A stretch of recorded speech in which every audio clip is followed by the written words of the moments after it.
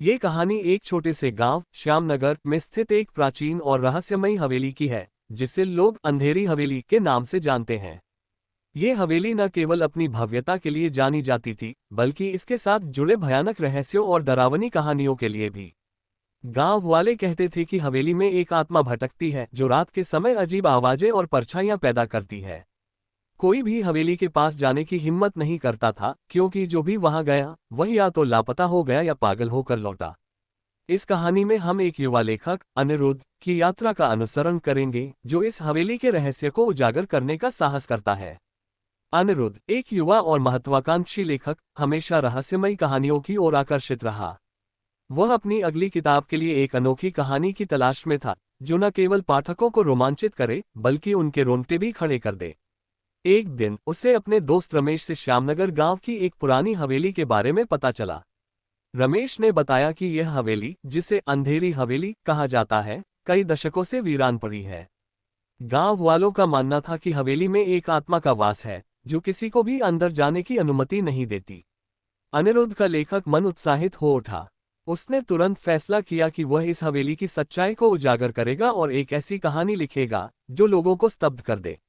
उसने अपने सामान पैक किए, एक कैमरा, टॉर्च, नोटबुक और कुछ जरूरी सामान लिया और श्यामनगर के लिए निकल पड़ा। श्यामनगर एक शांत और हरियाली से भरा गांव था, जहां समय जैसे थमसा गया था।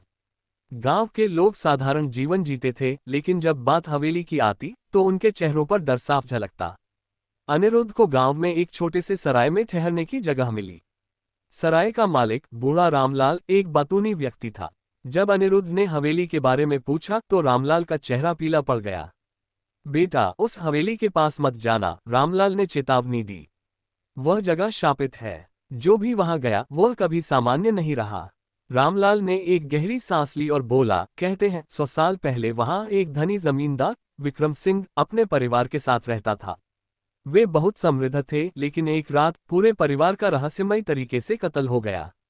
किसी को नहीं पता कि हत्यारा कौन था या क्यों ऐसा हुआ। तब से उनकी आत्माएं हवेली में भटकती हैं और जो भी वहां जाता है उसे उनकी रूहें परेशान करती हैं। अनिरुद्ध ने रामलाल की बातों को सुना, लेकिन वह इन कहानियों को अंधविश्वास मानता था। उसने ठान लिया कि वह हवेली में एक रात बिताएगा और सच्चाई का पता लगाएगा। अगले दिन अनिरुद्ध हवेली की ओर निकला। हवेली गांव के बाहर एक घने जंगल के बीच खड़ी थी। इसका प्रवेश द्वार विशाल था, लेकिन जर्जर और धूल से भरा हुआ। खिड़कियों पर मकड़ी के जाले लटक रहे थे और हवेली की दीवारें समय के साथ काली पड़ चुकी थीं। जैसे ही अनिरुद्ध ने हवेली का मुख्य दरवाजा खोला, एक ठंडी हवा का झोंका उसके चेहरे से टकराया। अंदर का सन्नाटा इतना गहरा था कि उसकी सांसें भी सुनाई दे रही थीं। अनिरुद्ध ने अपनी टॉर्च जलाई और हवेली के अंदर कदम रखा।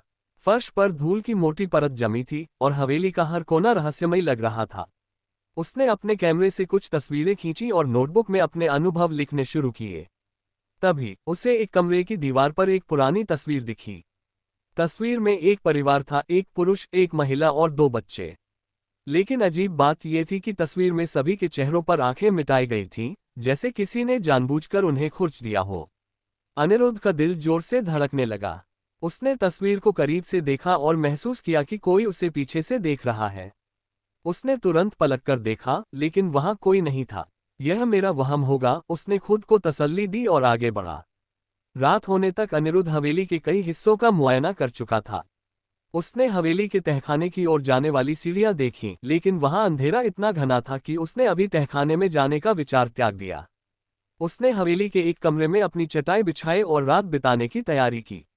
रात के करीब 12 बजे उसे अचानक एक ठंडक महसूस हुई। हवेली में सन्नाटा और गहरा हो गया था। तभी उसे दूर से किसी के रोने की आवाज सुनाई दी। आवाज इतनी दर्दनाक थी कि अनिरुद्ध के रोंगटे खड़े हो गए। उसने अपनी टॉर्च उठाए और आवाज की दिशा में चल पड़ा। आवाज हवेली के ऊपरी माले से आ रही थी। जब वह सीढ़ियों से ऊपर चढ़ा तो उसे एक बंद कमरे के सामने एक परछाई दिखी। परछाई एक औरत की थी, जिसके बाल लंबे और उलझे हुए थे। अनिरुद्ध ने हिम्मत जुटाई और पूछा, कौन है वहां? लेकिन जवाब में केवल सन्नाटा था। उसने दरवाजा खोलने की कोशिश की, लेकिन वह जाम था। तभी उसे लगा कि कोई उसके कंधे पर हाथ रख रहा है। उसने पलटकर देखा, लेकिन फिर भी वहां कोई नहीं था। अनिरुद्ध का दिल जोर जोर से धड़क रहा था, लेकिन वह हार मानने वाला नहीं था। उसने अपने कैमरे से उस कमरे की तस्वीरें खींची और वापस अपने कमरे में लौट आए। अगले दिन अनिरुद्ध गांव के पुराने पुस्तकालय में गया। वहां उसे 19वीं सदी के कुछ दस्तावेज मिले जिनमें हवेली के पूर्व मालिक विक्रम सिंह और उनके परिवार के बारे में जानकारी थी। दस्तावेजों के अनुसार विक्रम सिंह एक प्रभावशाली जमींदार थे, लेकिन उनकी क्रूरता के लिए भी बदनाम थे। कहा जाता था कि उन्होंने अपनी पत्नी रानी श्यामा और उनके बच्चों के साथ बुरा व्यवहार किया। एक रात पूरे परिवार की हत्या हो गई और हत्यारे का कोई सुराग नहीं मिला। कुछ लोगों का मानना था कि यह हत्या रानी श्यामा की आत्मा का बदला थी, क्योंकि वह अपने पति की क्रूरता से तंग आ चुकी थी। अनिरुद्ध को एक और महत्वपूर्ण जानकारी मिली। दस्तावेजों में लिखा था कि हवेली के तहखाने में एक गुप्त कमरा था, जहां विक्रम सिंह अपने खजाने और कुछ रहस्यमयी चीजें छिपाता था। अनिरुद्ध ने फैसला किया कि वह तहखाने की तलाश करेगा। अनिरुद्ध वापस हवेली लौटा और तहखाने की ओर गया। सीढ़ियां पुरानी और जर्जर थीं और हर कदम पर चरमराने की आवाज आ रही थी। तहखाने में अंधेरा इतना घना था कि उसकी टॉर्च की रोशनी भी कम पड़ रही थी। तभी उसे एक पुराना लकड़ी का दरवाजा दिखा जिस पर एक ताला लटक रहा था। अनिरुद्ध ने पास ही पड़ी एक लोहे की रॉड से ताला तोड़ा और दरवाजा खोला। अंदर एक छोटा सा कमरा था जिसमें पुराने बक्से और कुछ किताबें रखी थीं। एक किताब में रानी श्यामा की डायरी थी।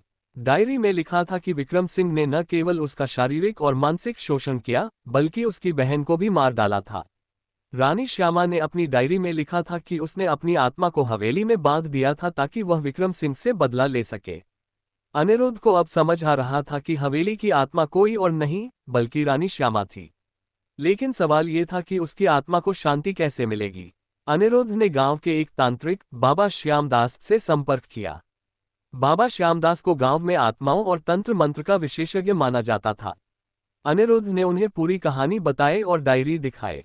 बाबा ने डायरी पढ़ी और कहा, रानी श्यामा की आत्मा को शांति तभी मिलेगी जब उसके साथ हुए अन्याय का बदला पूरा होगा। इसके लिए हमें एक विशेष पूजा करनी होगी। बाबा ने अनिरुद्ध को हवेली में एक हवन करने के लिए कहा। अनिरुद्ध ने बाबा के साथ मिलकर हवेली के मुख्य हॉल में हवन की तैयारी की।